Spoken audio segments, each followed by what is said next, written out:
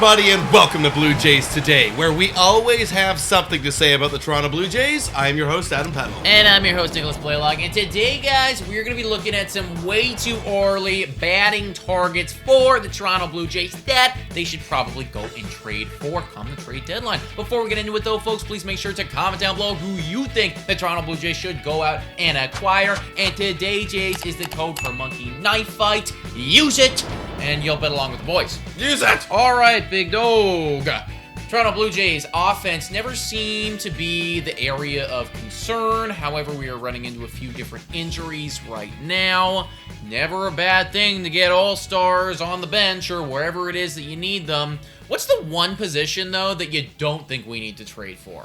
We really don't. Well, that's not true. I think we could trade for any position. Because here's the thing, right? I think when you said right there, bench, I want to build up that. Because our bench, I feel like, isn't the greatest depth, right? I know you look at catcher, you got Zach Collins, you got Kirk, you got Danny Jansen, you got. I would say that capture is the deepest. Good. Yeah, I don't think we need to trade for another catcher. Yeah, we don't need to trade for those. However, you look at our infield and like Cato, he's nice. He's nice. He had a nice little game the other day. Who knows what we can get from him? But the outfield, you got Bradley Zimmer. Offensively, Bradley Zimmer is not good. Defensively, he's pretty good. But it never hurts to have another bat, especially if Tio's getting injured and maybe someone else gets injured. Exactly right. And that's why we say this is way too early, folks, because we really don't know how the season's going to unfold. The guys we're looking at right now, how they are going to do come trade deadline, and are we going to be dealing with a crap load of injuries, or is every single person on our team going to come back, be super healthy, be all-star caliber, and we just don't need to get anyone at all. However, catcher, I can say right now, we're good. We don't need anything at all, guys. Catcher, we're fine at.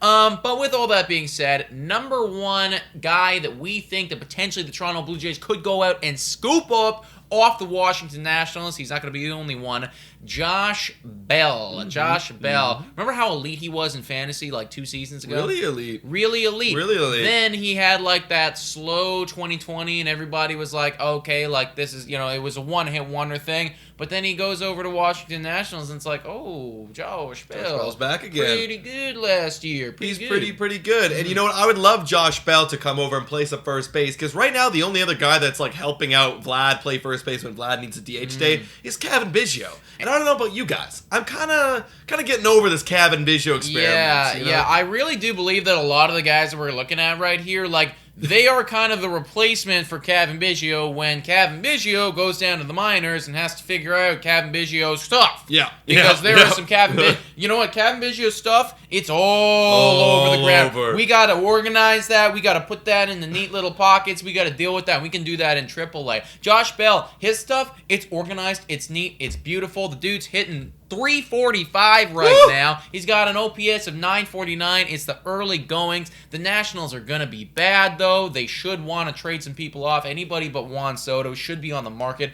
And for a dude who's going to be a free agent after this year, that's right. I think it just makes the most sense for them, makes the most sense for us, and he can play some outfield, too. Yeah. He can play some outfield. I absolutely agree. I think it works. I mean, that's basically Kevin Bizio in a nutshell Basically Kevin Bizio. Oh, also, he bats both sides. He's a switch hitter. So it's like just like an additional little cherry on the top. Just a little additional cherry. I love it. Second dude, you love him. Joey Wendell. I love Joey Wendell. Why do you like Joey Wendell so much? Here's why I love Joey Wendell. Joey Wendell's a straight-up ball player. If I'm not mistaken, he's barehanded, kind of like Danny Jansen, too. Has no batting gloves. That, maybe. I know he chokes up on the bat. He's classic. When he played for the Rays, I love Joey Wendell. Now, hey, look at Joey Wendell hitting a 362 batting average with an on-base of 423. And I love this guy's versatility. Plays shortstop, second base, third base, outfield. He's basically what you want Kevin Bizio to be. Yes. But he's a 32-year-old veteran who's played in the AL East, and he's a lefty. Exactly. Joey Wendell. Like, pretty much everything there. It's just like, you are what I want Kevin Bizio to be, and you're just doing it way, way better right now. And the last three, it's like not elite, but it's still better than Bizio. So it's literally like, it's still better than what Bizio could do. He doesn't have a lot of pop, but he gets on base, he hits, and this season right now, he is off to a blistering hot start. He plays on Miami. I can't really imagine Miami is going to be in the conversation for too long. I do think that eventually there's going to come a time where it's like, okay, maybe we ship him off. Hell, we're even on conversation conversations with them about Pablo Lopez, right? If we can get Pablo Lopez off of them, I think we can get Joey freaking Wendell, who's on a $4.5 million deal right now, cheap as hell, and then he's got a $6.3 million club option next year. If he's like kick-ass, Joey Wendell, you're just like the new Corey Dickerson, but maybe better and for every single position. Yeah, I would absolutely love that. Give me some Joey Wendell, baby! Exactly, exactly.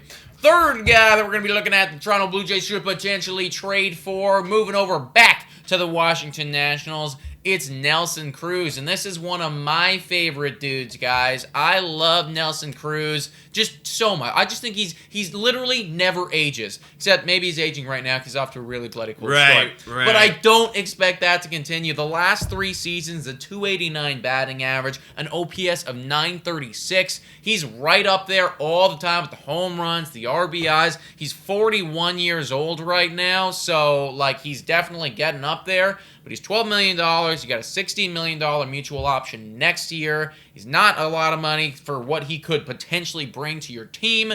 What is the one thing, though, that you don't like about Nelson Cruz? Yeah, what I don't like about Nelson Cruz is that he's just a DH. He's a primary DH, and we know how Charlie Montoyo likes to construct his lineups. He likes to give guys a day off, using that DH spot. You know, he'll cycle everyone through it. So if you bring on Nelson Cruz, and he's going to play every single day, that kind of limits your options there, Charlie. So that's probably and he's a righty. Yes. And that's probably one reason why we wouldn't go get Nelson Cruz over these other guys. Yeah, the reason that we go out and get Nelson Cruz, guys, is if Nelson Cruz is doing what he's done over the last 3 seasons, and it's just like so blisteringly awesome that it's like, okay, like having, like, we're going to get another all-star in our lineup. He is going to be the DH every day. We can sacrifice the moving the lineup around and everything like that to have a guaranteed 900 OPS sort of thing. So right now, with how he started, it's not going to happen. But that's why it's a way too early thing, and potentially by trade deadline, he's kicking ass again. It's like, oh man, like maybe we got an injury. We need somebody in there to like hit some more home runs. All right, Nelson Cruz, you're the guy. Could be. Last dude that we're going to look at for the way too early trade targets is Brad Miller. He's playing on Texas Rangers. We saw him in the opening day series. I think he was pretty good against us, actually, if I'm not mistaken. Decent. So after that series, he's definitely cooled off. But the last 3 years, an .812 OPS. He is a lefty, very similar to Joey Wendell, plays every goddamn position, and he's like really cheap, dude. $6 million this year, $4 million next year. It would again, we're looking at a potential Corey Dickerson situation. Yeah, that's what it would be. I mean, one other position that he has over Joey Wendell is he plays first base. Yeah. And we're always looking for that first base option because if he's going to replace Gavin Bizio, theoretically, then he needs to play a little bit of first base. So that would work for Brad Miller. Maybe he gets hot at some point. We trade for him, and he's a lefty, and that's a bonus. So, yeah, I mean, it's okay. You know, it's not my favorite option, especially because we have him for 2 years. So, it's fairly cheap, though. It's really cheap. It's like basically we're buying a utility guy for 2 seasons. We're hoping that he does what he did in the last 3, an .812 OPS. If he does, you have a beautiful utility guy at a bargain. If he's hitting a 190 as he is right now, you know, then obviously you're not liking it so much. But cut him. He just money. Whatever. Exactly. Right. Brad it's just Miller. Like, this would be one of those situations where it's like, okay, we don't believe in Gavin Bizio. We're going to have Brad Miller. We don't believe in Gavin Bizio. Sorry, we don't believe in Gavin Bizio so much. Let's bring in Brad Miller, this other guy who sucks. Currently, right now. Yeah. But at that point, it's just like, okay, well, now if we do something like that, Bizio, you're getting traded. If we bring in Brad Miller? Sure. I mean, we got him for 2 years, you know. It's like, I'll take Brad Miller over Bizio, dude. Okay. I'll be honest. I wouldn't just because he's 32 and, like, the upsides, that's it. There is no upside. Okay, well, we can discuss this on a later podcast, but I don't think Brad Miller's going to cost that much in a trade value scenario, so he could potentially be on the team. It's more of a bench thing. The star of the show here, I think, is Josh Bell, and then if Joey Wendell is like elite, could be Joey Wendell. But those are the targets that we're looking at right now for the batting side of things. Hopefully, it doesn't even need to come to this, dudes. It's like we just have such an elite lineup already. I hate to break it to everybody. Jose Ramirez, Ketel Marte, it ain't going to happen anymore, but we got Santiago Espinal right now, guys, and that's looking pretty nice nice so far. And we could have Joey Wendell, guys. Joey Wendell. But let us know in the comments down below, who are these guys that we mentioned in this video? Do you want the Toronto Blue Jays straight forward? Is there anyone that we missed? Let us know in those comments down below. Yeah. Also, shout out to every single one of our current Patreon members. You guys are freaking awesome. You keep the train moving. And thank you so much for watching. And Go Jays, go!